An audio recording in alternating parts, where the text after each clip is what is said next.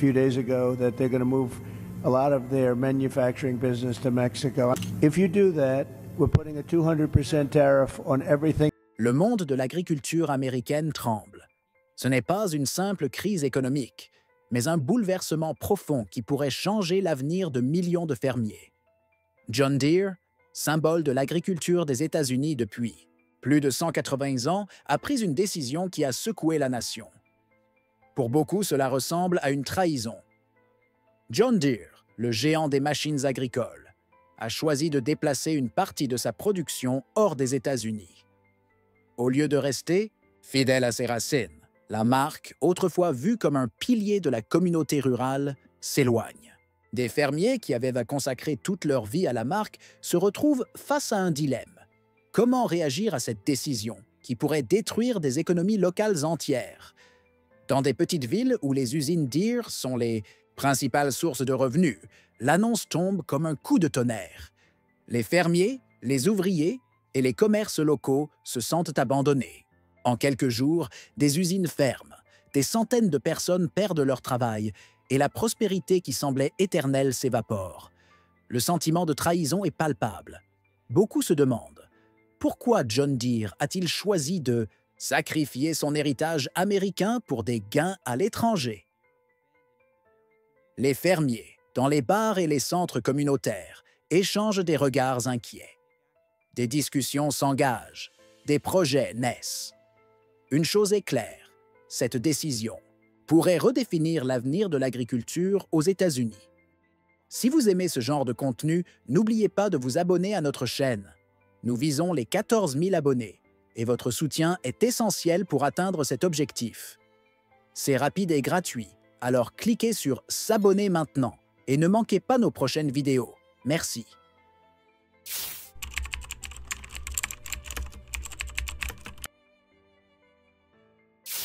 Lorsque John Deere a annoncé son déménagement à l'étranger, il ne s'agissait pas seulement d'un changement économique, mais d'une remise en question morale profonde. Depuis sa création, Deere était bien plus qu'une simple marque. Elle représentait un symbole de travail acharné, de fiabilité et de loyauté envers les travailleurs américains. Mais cette décision de déplacer la production à l'étranger a ébranlé cet héritage. Les fermiers, qui avaient senti leurs parents et grands-parents travailler avec les machines vertes et jaunes, se sentent trahis. Pour eux, John Deere n'était pas qu'une simple entreprise, c'était une alliée.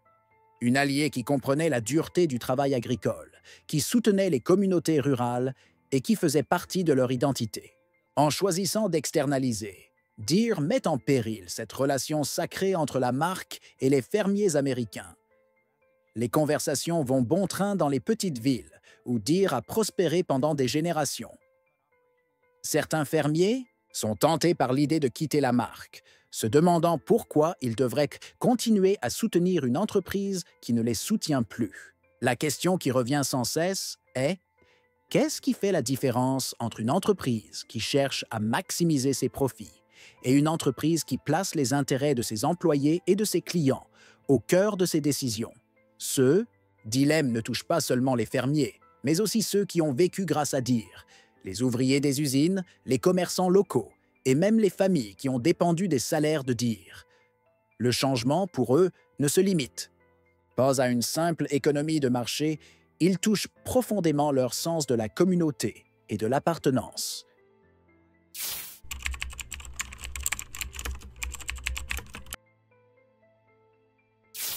L'annonce de John Deere a provoqué un tourbillon politique aux États-Unis. Ce n'était plus seulement une question d'économie locale ou d'agriculture, mais un affrontement entre le pragmatisme économique et les valeurs patriotiques.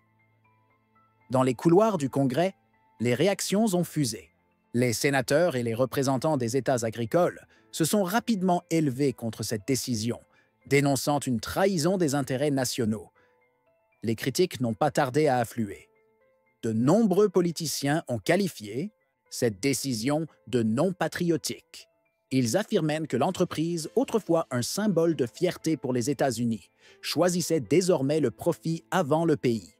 La presse s'est emparée de l'affaire et les figures politiques les plus influentes ont mis la pression sur Deere. Donald Trump, n'épargnant personne, a rapidement réagi en qualifiant la décision de trahison envers les travailleurs américains. Il n'a pas hésité à suggérer l'imposition de nouvelles taxes sur les produits de Deere fabriqués à l'étranger. Cette réponse immédiate des politiciens a renforcé le sentiment de colère populaire. Mais au-delà des déclarations publiques, c'est une véritable bataille pour l'image de l'Amérique qui se déroulait. L'opinion publique devenait de plus en plus hostile à l'idée que l'un des plus grands symboles industriels du pays choisisse de déplacer sa production à l'étranger. Les pressions politiques sont devenues de plus en plus fortes, avec des propositions de loi pour limiter les avantages fiscaux accordés aux entreprises qui délocalisent.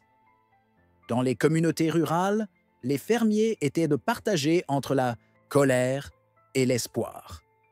Si le soutien politique pouvait réellement bloquer cette délocalisation, ils étaient prêts à se battre. Mais à quel prix?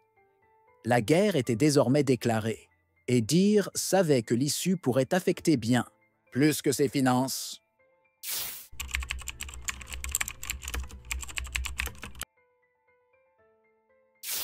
Les fermiers, fatigués d'attendre des solutions politiques qui semblaient trop lentes et inefficaces, ont décidé de prendre les choses en main.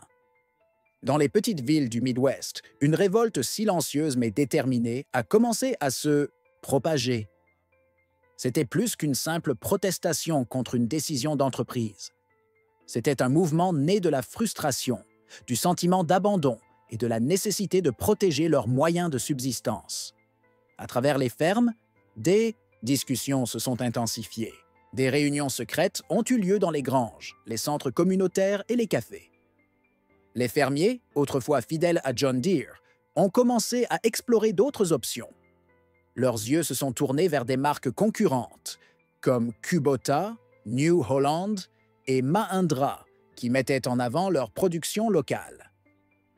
Les fermiers qui avaient qu'à se passer des décennies à travailler avec des tracteurs John Deere ont entamé une réflexion. Si Deere ne les respectait plus, pourquoi? Leur offrirait-il encore leur loyauté?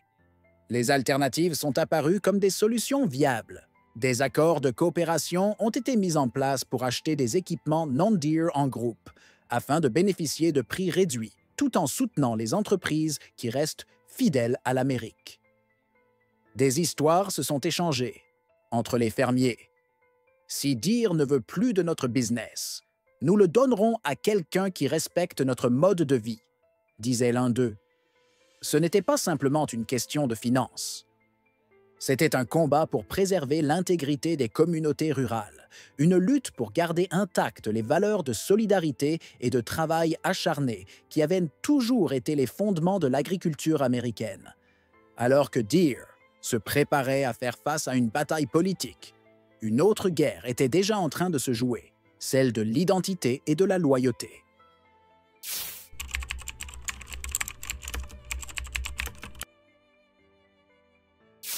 Alors que John Deere se battait pour maintenir son image et sa place sur le marché, ses rivaux voyaient une occasion en or. Kubota, New Holland et Mahindra, des marques pourtant moins connues dans les milieux agricoles américains, se sont rapidement adaptées pour tirer profit de la situation. Ces entreprises ont compris que le vide laissé par Deere pouvait être comblé, et elles ne comptaient pas perdre cette chance. Kubota, un fabricant japonais de machines agricoles, a intensifié sa campagne, fabriquée en Amérique. Un message clairement destiné à séduire les fermiers désillusionnés par la décision de Deere. En soulignant son engagement à maintenir des usines aux États-Unis, Kubota est apparu comme une alternative fiable et patriote. Dans des États comme l'Iowa et le Nebraska, où Deere était autrefois la marque dominante, les concessionnaires Kubota ont vu un afflux massif de nouveaux clients. De son côté, New Holland, une marque bien ancrée dans les communautés rurales américaines, a également réagi. Leur marketing a mis en avant la continuité et la fidélité aux valeurs locales. Leurs messages ont résonné profondément avec les fermiers qui cherchaient une marque qui restait fidèle à l'Amérique et à ses travailleurs. Avec des offres spéciales et des options de financement attractives, New Holland a su attirer ceux qui se sentaient trahis par Deere. Même Mahindra, une marque davantage perçue comme une option économique, a trouvé sa place en soulignant ses usines basées aux États-Unis et en se positionnant comme une défenseuse des emplois locaux. Leur campagne a frappé fort. Pour beaucoup de fermiers, Mahindra est apparu comme le champion des valeurs nationalistes, un choix pragmatique qui alliait prix abordables et soutien à l'industrie locale.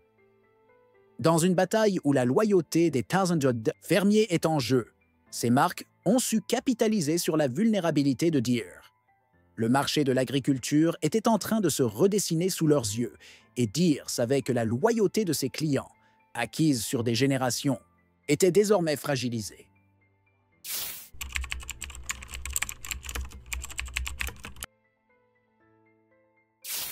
À mesure que la poussière retombait, les véritables conséquences de la décision de John Deere devenaient de plus en plus évidentes.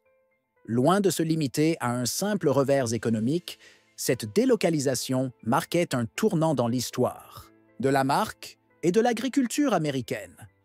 Les fermiers, autrefois fidèles à la marque, étaient désormais pris dans une remise en question profonde de leurs choix et de leurs priorités. Mais les répercussions n'étaient pas uniquement économiques, elles étaient culturelles et identitaires.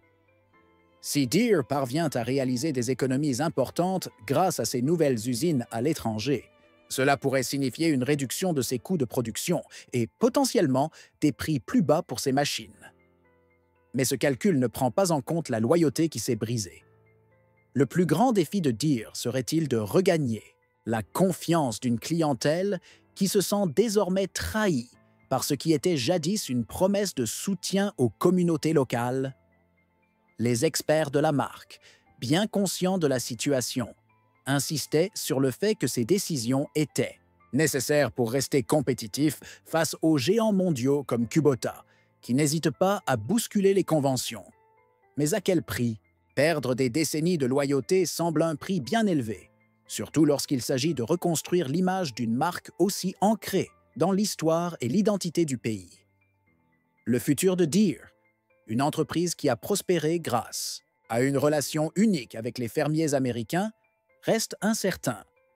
Peut-être que le temps et de nouvelles stratégies de marketing permettront à la marque de se redresser. Mais il y a un risque que le dommage causé à sa réputation soit irréparable. Les fermiers, pragmatiques et loyaux, risquent de ne jamais oublier cette trahison. Et dans un marché où la confiance est essentielle, cela pourrait être fatal. Dans les champs, les fermiers continuent de travailler. Mais la question reste, est-ce que John Deere pourra retrouver sa place de leader ou est-ce que ce moment marquera le début d'un déclin irréversible?